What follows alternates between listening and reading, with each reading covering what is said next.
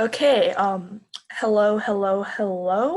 I hope that all of you people have had a good week of school so far. My week was okay, if you were wondering. All right, so let's get started. I hope you're excited to learn something new. Let me share my screen real quick.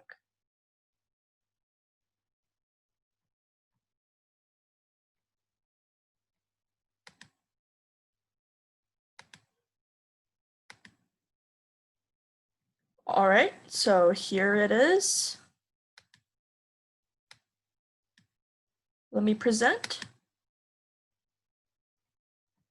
Ooh, no, that's share. So this is our fourth session for English history. I'm Andrea Yang. Welcome. All right. So last time we were talking about how the Normans took over England. Now let's talk about some changes that they installed, and the most important one that I'm going to cover today is the Domesday Book. Well, before we talk about the Domesday Book, let's start with some changes. So the change was very profound. And the Domesday Book was basically a survey of the whole population. And all of their lands and their properties were written down because William wanted to tax them. He wanted money. So within 20 years of the conquest, all the English ruling class went, and they were replaced by Norman landholders who created a monopoly. So it was only them running with all the money. William and his nobles, they only spoke in French in both French Normandy and in England.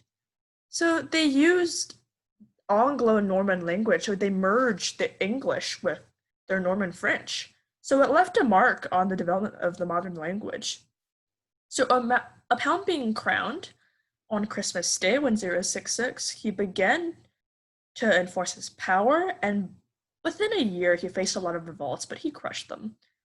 He also imposed his kingship over Scotland and Wales, and he was like, all right, guys, you have to see me as your king, or I'll slaughter all of you. So,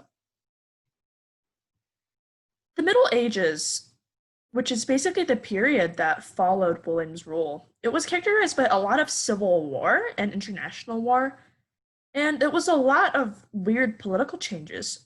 England began to grow with a lot of certain products like cereals and dairy products and like certain animal meats. They exported things outside of England, and the major trade commodity they had was wool. So, in the 15th century, the English textile industry was established, and it provided a basis for the capital accumulation. However, keep in mind that the wool trade has been around for a long time, even before William conquered. Let's talk about the nasty Norman rulers. So, William the Conqueror had a fourth son called Henry the First, and he succeeded his elder brother as King of England in 1000. Henry was known as Beauclerk because he received a formal education, unlike his older brother, who only got practical training. So Henry worked hard to reform and stabilize the country. He's remembered for that a lot, but people also think that he was guilty of hiring a hitman to kill off his older brother. All right, more on that. More on that later.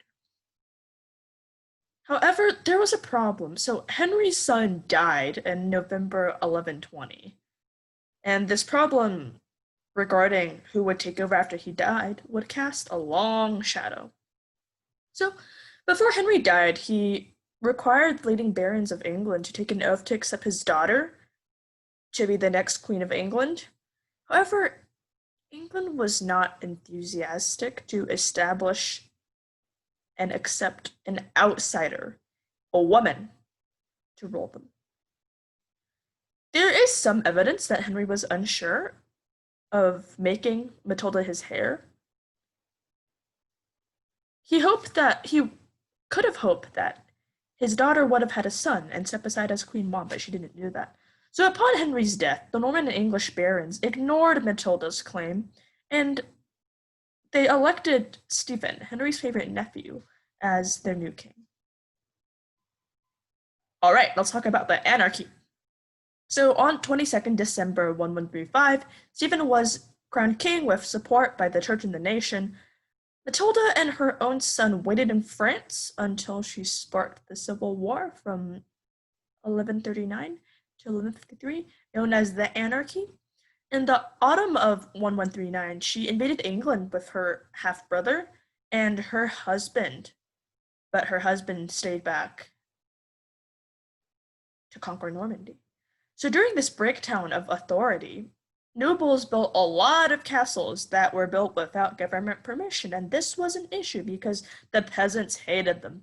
So Stephen was captured and his government fell. Matilda was crowned queen, but within a few weeks, she was at odds with her subjects and was expelled from London. So the war continued until 1148, when Matilda returned to France.